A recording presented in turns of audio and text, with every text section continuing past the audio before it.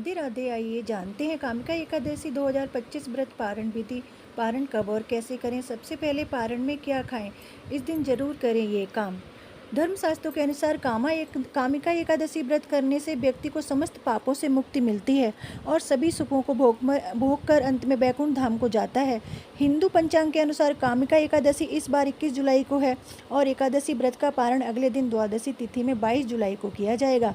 मान्यता है कि एकादशी व्रत का पारण सात्विक चीज़ों का सेवन करके ही करना चाहिए।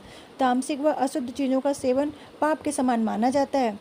आइए जानते हैं कामिका एकादशी व्रत का पारण का समय। व्रत खोलते टाइम क्या खाना चाहिए?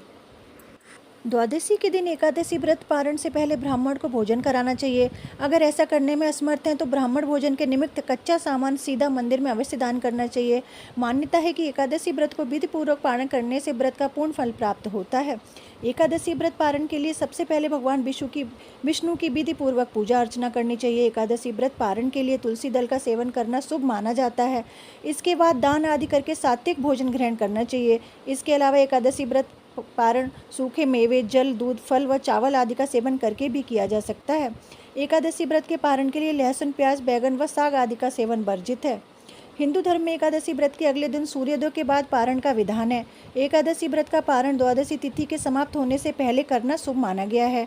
22 जुलाई को कामिका एकादशी व्रत पारण का समय सुबह 5:37 से सुबह 7:05 तक ही रहेगा।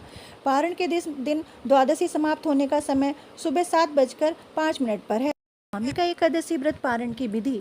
सुबह स्नान करने के बाद साफ कपड़े धारण करें। इसके बाद सूर्यदेव को अर्घ्य दें। मंदिर की सफाई करने के बाद गंगा जल का छिड़काव करें।